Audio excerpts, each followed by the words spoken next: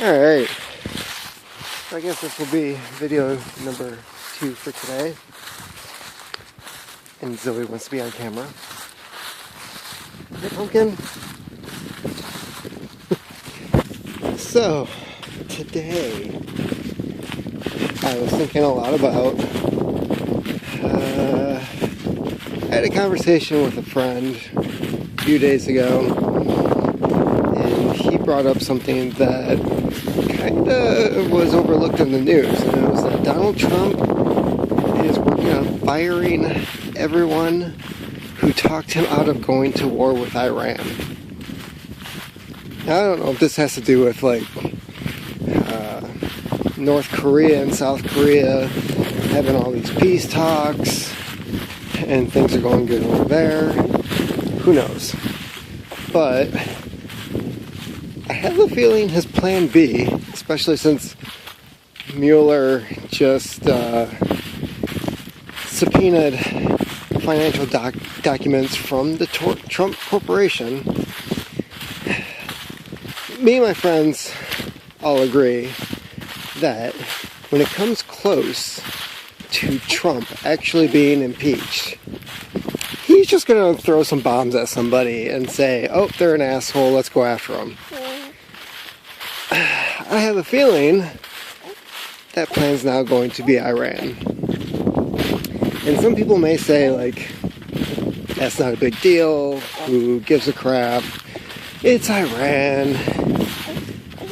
And I always feel like I have to remind people, it's 4 times the size of Iraq.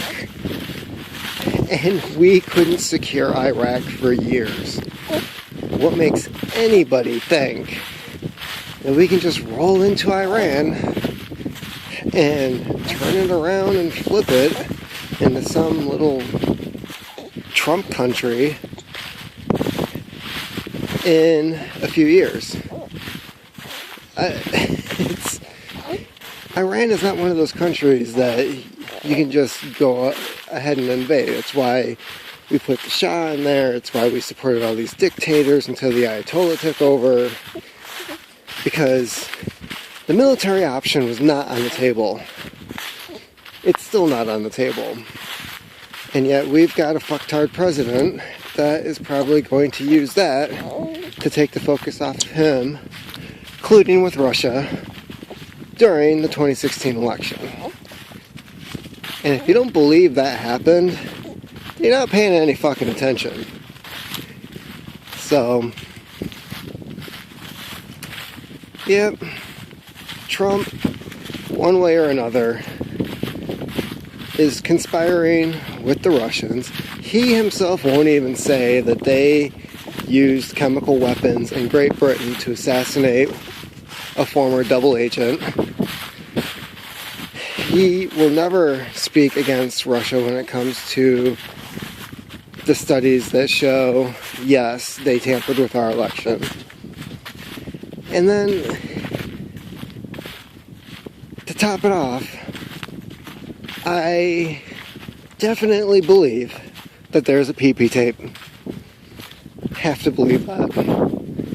Because with all these stories coming out, all these women accusing him of having affairs and signing non-disclosure agreements, which now there's 3 or 4 of them besides Stormy Daniels. I know there's 6 altogether, but only a handful of them signed non-disclosure agreements. So the other girls, they're able to come out and talk about how small his penis is.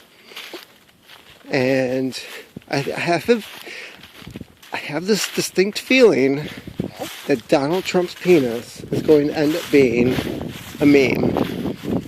And it's going to be like a mushroom, or who knows, maybe we're going to start calling him Toadstool. I can't exactly see where this is going, but it's going to be horribly amazing. So yeah, I'm thinking within the next year or 2, maybe sooner, he's going to start some shit with Iran. North and South Korea will be fine. Japan will be like, oh, whew, okay, we'll just go back to eating ramen and killing whales in the ocean. So that's what I'm concerned about. Concerned about Iran, concerned about climate change, concerned about this little one right here. Hello Zoe, say hi. But yeah, it's an interesting world we live in. I feel like I'm in some comic book that I used to read as a child. Lex Luthor has become president. I never read Superman. Never liked him. Thought he was a horrible superhero.